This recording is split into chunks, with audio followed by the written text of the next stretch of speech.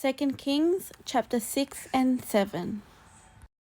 And the sons of the prophet said to Elisha, "See now, the place where we dwell with you is too small for us. Please let us go to the Jordan, and let every man take a beam from there, and let us make there a place where we may dwell." So he answered, "Go." Then one said, "Please consent to go with your servants." And he answered, "I will go." So he went with them, and when they came to the Jordan, they cut down trees.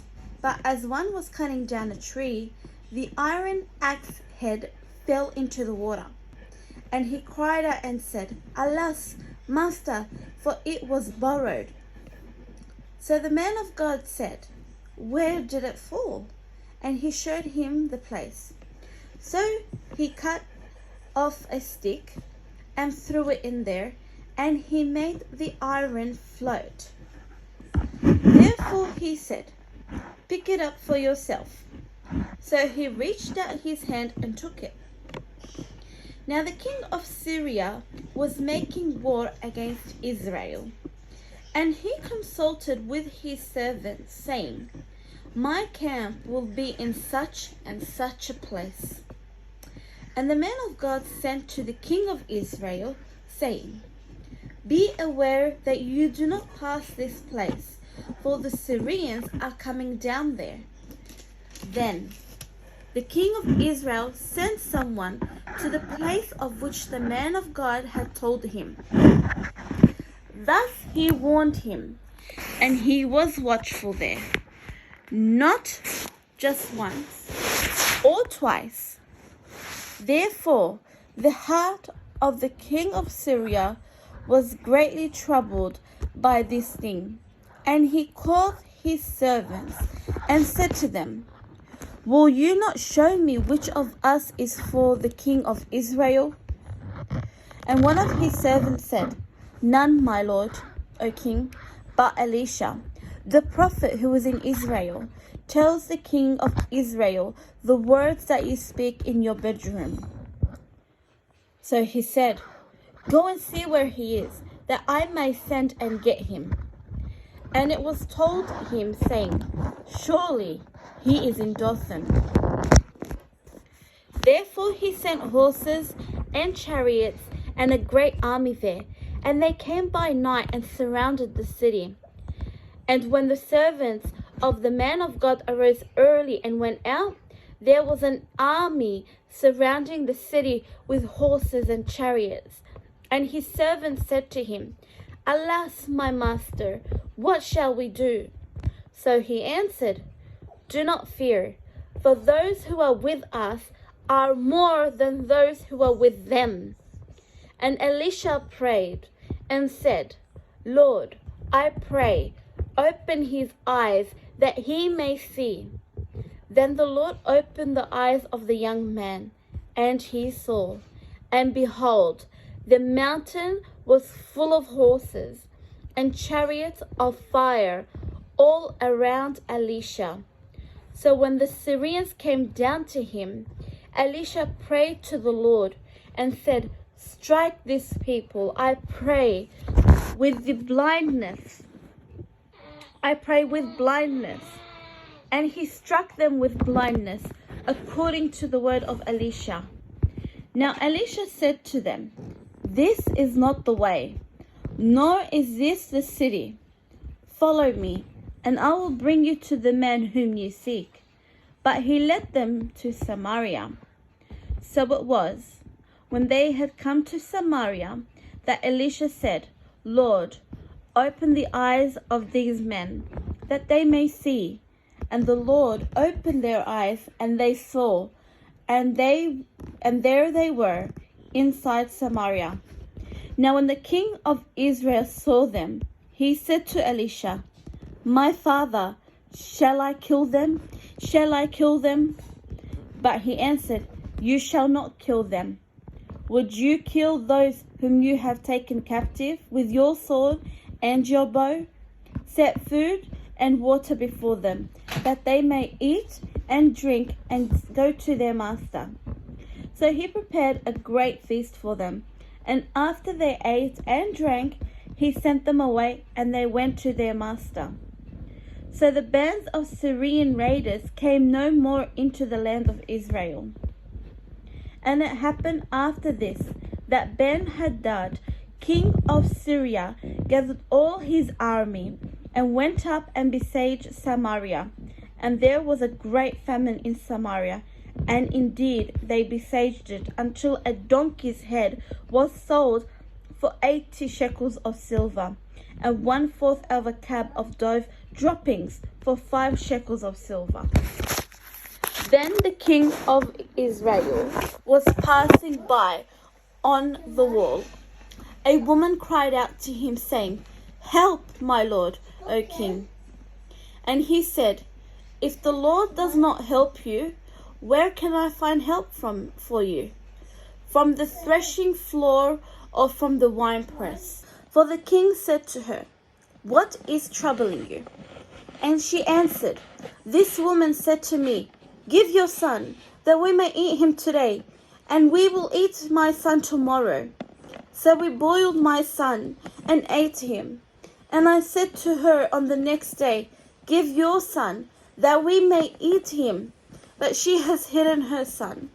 Now it happened, when the king heard the words of the woman, that he tore his clothes, and as he passed by on the wall, the people looked, and there underneath he had a sackcloth on his body. Then he said, "God do so to me, and more also, if the head of Elisha, the son of Shaphat, remains on him today." But Elisha was sitting in his house, and the elders were sitting with him. And the king sent a man ahead of him. But before the messenger came to him, he said to the elders, "Do you see how this son of a murderer has sent someone to take away my head? Look, when the messenger comes, shut the door and hold him fast at the door. Is not the sound of his master's feet behind him?" And while he was still talking with them, there was the messenger coming down to him. And then the king said, "Surely this calamity is from the Lord. Why should I wait for the Lord any longer?" Then Elisha said, "Hear the word of the Lord. Thus says the Lord, tomorrow, about this time, a seah of fine flour shall be sold for a shekel, and 2 seah of barley for a shekel, at the gate of Samaria." So an officer on whose hand the king leaned answered the man of God and said, "Look, if the Lord will make windows in heaven, could this thing be?"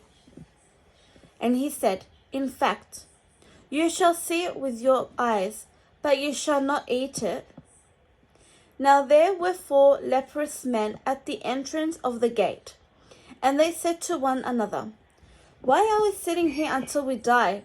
If we say we will enter the city, the famine is in the city, and we shall die there. And if we sit here, we die also.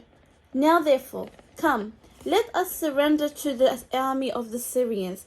If they keep us alive, we shall live, and if they kill us, we shall only die." And they rose at twilight to go to the camp of the Syrians. And when they had come to the outskirts of the Syrian camp, to their surprise, no one was there. For the Lord had caused the army of the Syrians to hear the noise of chariots and the noise of horses, the noise of a great army. So they said to one another, "Look, the king of Israel has hired against us the kings of the Hittites and the kings of the Egyptians to attack us." Therefore they arose and fled at twilight, and left the camp intact, their tents, their horses, and their donkeys, and they fled for their lives. And when these lepers came to the outskirts of the camp, they went into one tent and ate and drank, and carried from it silver and gold and clothing, and went and hid them. Then they came back and entered another tent, and carried some from there also, and went and hid it. Then they said to one another, "We are not doing right. This day is a day of good news, and we remain silent. If we wait until morning light, some punishment will come upon us. Now therefore, come, let us go and tell the king's household." So they went and called the gatekeepers of the city, and told them, saying, "We went to the Syrian camp, and surprisingly no one was there, not a human sound, only horses and donkeys tied, and the tents intact." And the gatekeepers called out, and they told it to the king's household inside. So the king arose in the night and said to his servants, "Let me now tell you what the Syrians have done to us. They know that we are hungry. Therefore they have gone out of the camp to hide themselves in the field, saying, 'When they come out of the city, we shall catch them alive and get into the city.' And one of his servants answered and said, 'Please, let several men take 5 of the remaining horses which are left in the city. Look, they may either become like all the multitudes of Israel that are left in it, or indeed, I say, they may become like all the multitude of Israel left from those who are consumed. So let us send them and see.' Therefore they took 2 chariots with horses, and the king sent them in the direction of the Syrian army, saying, 'Go and see.' And they went after them to the Jordan. And indeed, all the road was full of garments and weapons which the Syrians had thrown away in their haste. So the messengers returned and told the king. Then the people went out and plundered the tents of the Syrians. So a seah of fine flour was sold for a shekel, and 2 seahs of barley for a shekel, according to the word of the Lord. Now the king had appointed the officer on whose hand he leaned to have charge of the gate. But the people trampled him in the gate, and he died, just as the man of God had said, who spoke when the king came down to him. So it happened, just as the man of God had spoken to the king, saying, 2 seahs of barley for a shekel, and a seah of fine flour for a shekel, shall be sold tomorrow about this time in the gate of Samaria. Then that officer had answered the man of God and said, Now look, if the Lord would make windows in heaven, could such a thing be? And he had said, In fact, you shall see it with your eyes, but you shall not eat it. And so it happened to him. For the people trampled him in the gate, and he died.